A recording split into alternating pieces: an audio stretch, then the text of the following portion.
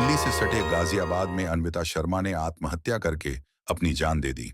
अन्विता ने अपनी आखिरी चिट्ठी में लिखा था, मैं थक चुकी हूं, खुश होने का नाटक करते करते।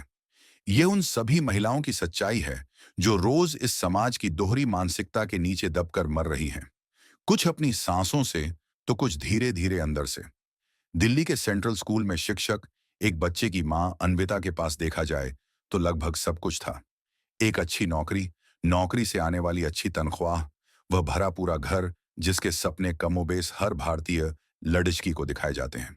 फिर भी उसकी जिंदगी खत्म हो गई और उसकी चीखें उसके आखिरी मैसेज में दर्ज होकर रह गईं। अन्विता ने अपने पति को एक मैसेज लिखा, मैंने खाना बना दिया है, गौरव कौशिक, खा लेना। यह उस औरत की व्यथा थी जिसके पास अपने विषय की पूरी जानकारी थी। वह उसकी काबिल शिक्षक थी, कई बच्चों का भविष्य संवार सकने में सक्षम थी। उसकी उपलब्धियों में यह सब एकदम नहीं जुड़ था। उसकी उपलब्धि मानी गई, वह कितनी बार खाना बना सकती है, खाने में कितना स्वाद ला सकती है। इसमें पति और ससुराल वालों की उम्मीद पर खरा नहीं उतर पाना उसके लिए इतना यातनापूर्ण हो गया कि जान देना उसे एक बेहतर विकल्प लगा। भारत में शादीशुदा महिलाओं की आत्महत्या कोई नई बात नहीं है।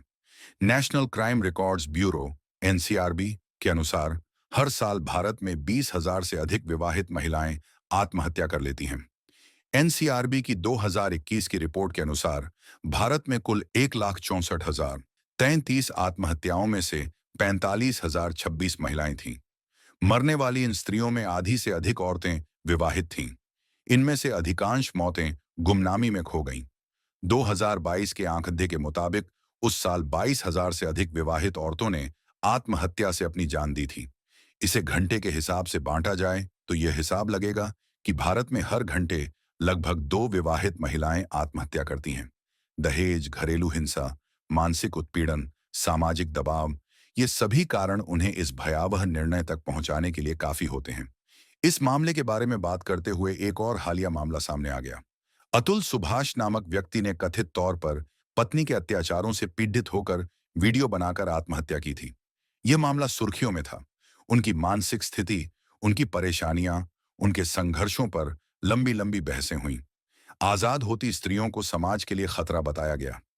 जब अन्विता जैसी महिलाएं अपने ही घर में दम तोड़ती हैं तो इस पर उस तरह की बातें नहीं होती हैं।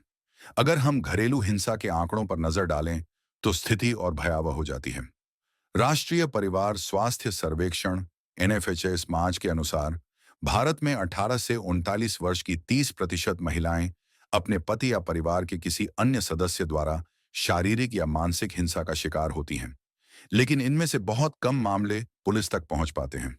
अन्विता के माँ पिता को भेजे गए आखिरी संदेशों में अपने ससुराल वालों पर आरोप लगाया है कि उन लोगों ने उसे एक कमाऊ नौकरानी से ज्यादा कुछ नहीं समझा।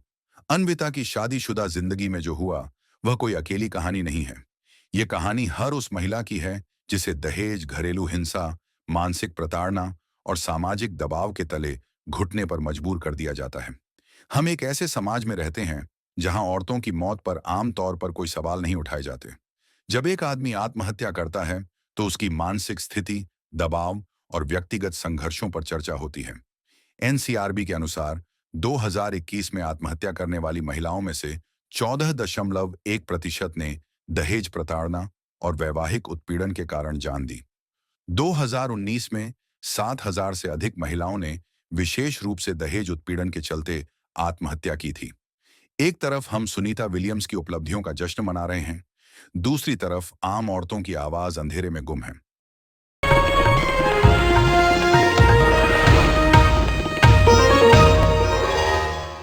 Copyright disclaimer under Section 107 of the Copyright Act 1976. Allowance is made for fair use for purposes such as criticism, comment, news reporting, scholarship, and research.